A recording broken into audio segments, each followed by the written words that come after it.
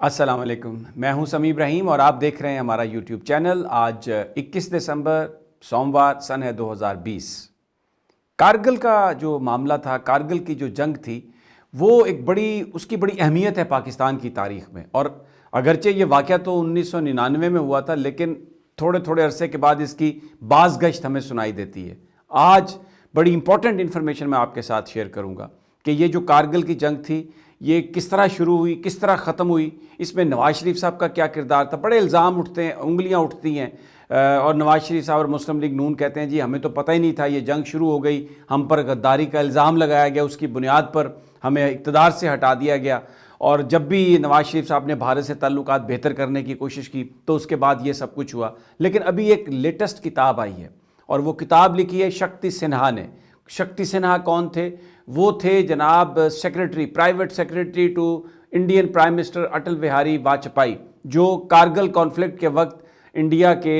وزیر اعظم تھے۔ انہوں نے جو شکتی سنہا نے، یہ کیریئر آفیسر تھے،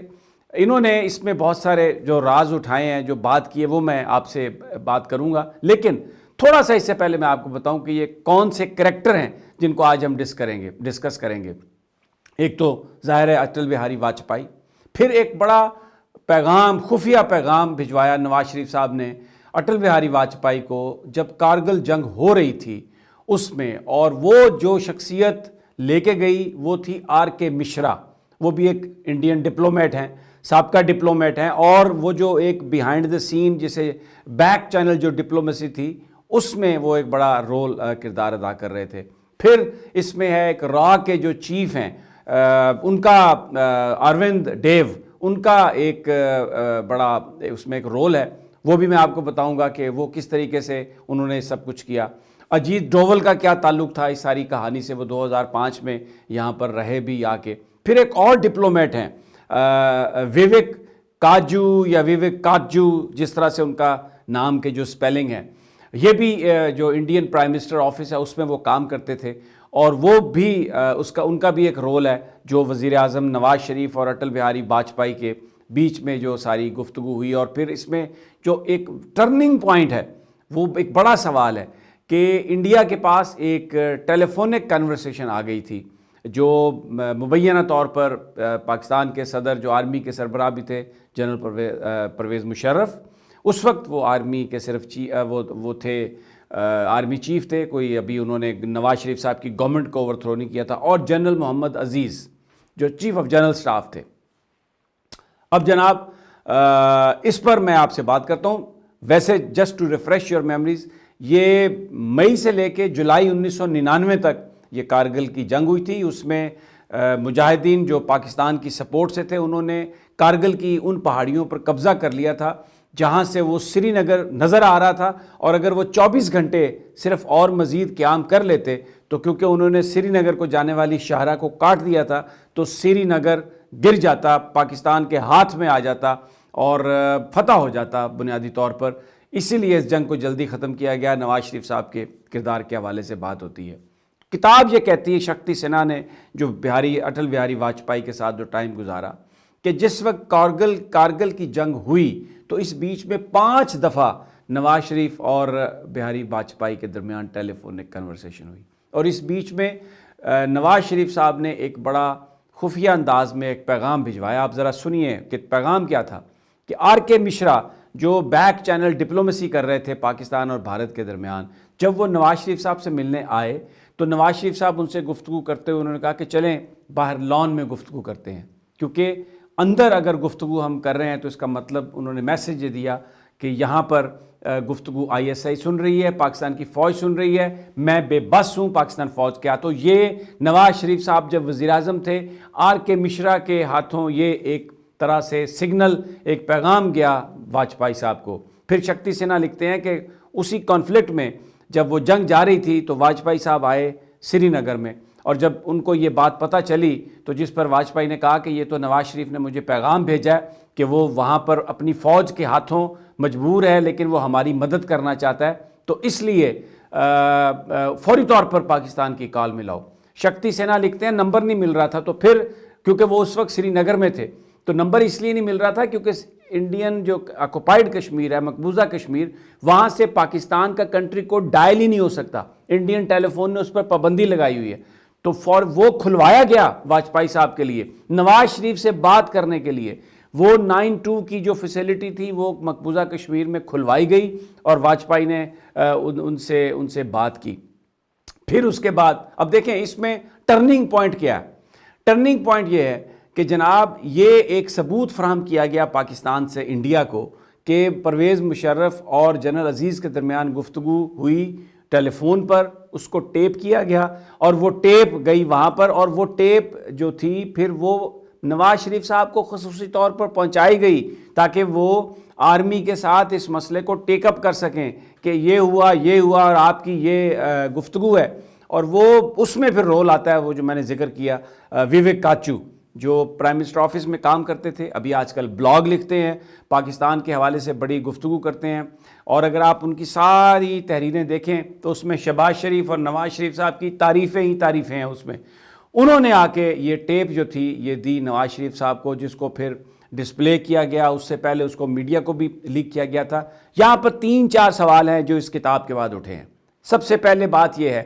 کہ نواز شریف صاحب، ابھی تو یہ الزام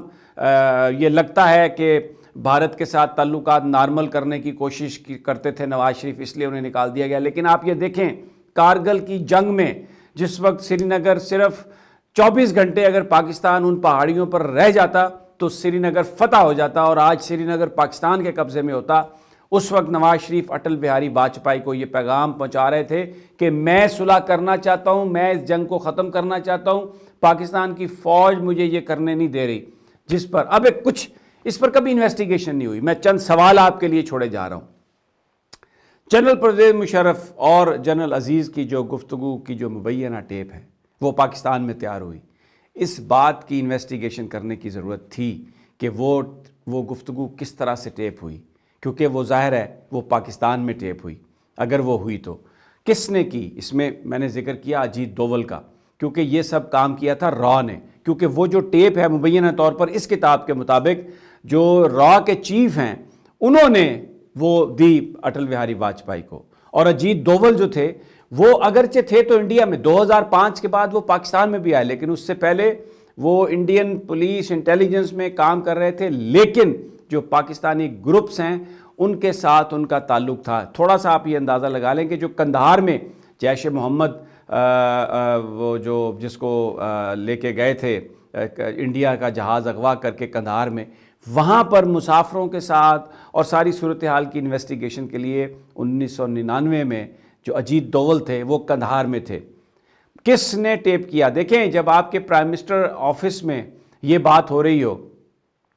تو کیا اس بات کی انویسٹیگیشن کی؟ اب میں یہ سوال ہے میرا اور پاکستان کو اس کا جواب دینا چاہیے، عمران خان کو، جنرل قمر جاوید باجوہ کو اس کتاب کے بعد میں سمجھتا ہوں انویسٹیگیشن کرنے کی ضرورت ہے کہ وہ جو گفتگو تھی وہ کس نے ٹیپ کروائی۔ ہمیں سب کو پتہ ہے کہ نواز شریف صاحب کیا کرتے رہے ہیں، نواز شریف صاحب پاکستانی فوج کے جو آفیسرز ہیں ان کی گفتگو ٹیپ کرتے رہے ہیں۔ آپ کو یاد ہوگا انہوں نے یہ کہا کہ جنرل ظہیر الاسلام عباسی کی ایک ٹیلی فونک کنورسیشن ہے، ہمارے پاس ایک آڈیو ٹیپ ہے، اور وہ مشاہد اللہ صاحب نے اس کو بی بی سی کو لیک کیا اور کہا کہ اس میں یہ ظاہر ہوتا ہے کہ وہ دھرنے کے شرکاء سے بات کر رہے تھے۔ پھر آپ یہ دیکھیں مریم نواز نے جج ارشد ملک کی ایک ویڈیو ٹیپ جو ہے وہ چلائی، اور پھر اس کے بعد ابھی وہ کہتی ہے کہ نواز شریف صاحب کے بہت ٹیپس ہیں ان کے پاس۔ اس کا مطلب یہ ہے کہ جو پاکستان کی آئی بی تھی جو وزیر اعظم کے انڈر تھی، یا کیونکہ ظاہر ہے نواز شریف کا اپنا خفیہ نیٹ ورک تو نہیں ہو سکتا، ایک بات یہ بھی ہو سکتی ہے کہ وہ لوگ جو را کے لیے کام کر رہے ہیں آئی بی میں، کیونکہ آپ کو یاد ہوگا کہ جب پاکستان نے ابھی پچھلے دنوں 2-3 سال پہلے گروہ پکڑے تھے جو سی آئی اے کے لیے کام کر رہے تھے، پاکستان فوج کے اس میں اعلیٰ افسر بھی شامل تھے جن کو سزائیں بھی دی گئی، تو کیا را جو ہے وہ آئی بی میں اور پاکستان کے دوسرے اداروں میں اس نے پینیٹریٹ نہیں کیا ہوگا؟ خاص طور پر جب کہ ملک کا وزیر اعظم سرپرستی کر رہا ہو بھارت کے ساتھ تعلقات کی۔ اس بات کی انویسٹیگیشن کی ضرورت ہے، کیونکہ بعد کے جو سارے ڈیولپمنٹس ہیں، یہ جو ٹیپس ہیں، یہ جو خفیہ گفتگو کے ریکارڈز ہیں، یہ سب نواز شریف صاحب کے پاس ہیں۔ مریم نواز صاحبہ انہیں لیک کر رہی ہے۔ کیا یہ نواز شریف صاحب کو را نے ٹیپ کر کے دی ہر چیز، یا نواز شریف صاحب کہ اپنا تو کوئی نیٹ ورک ہمیں نظر نہیں آتا کہ جو یہ سب کچھ کر رہا ہو. تو یہ جو کتاب آئی ہے اس کے بعد یہ انویسٹیگیشن کرنا بہت ضروری ہے. اور پھر ایک اور میں آپ کو بتاؤں, یہ جو حکم دیا گیا جس وقت پرویز مشرف کو برطرف کیا گیا کہ آپ پرویز مشرف کے جہاز کو انڈیا لے جائیں, اس کا یہ مطلب ہے کہ کیونکہ 5 دفعہ بہاری واجپئی کی گفتگو ہو چکی تھی نواز شریف سے, اور پھر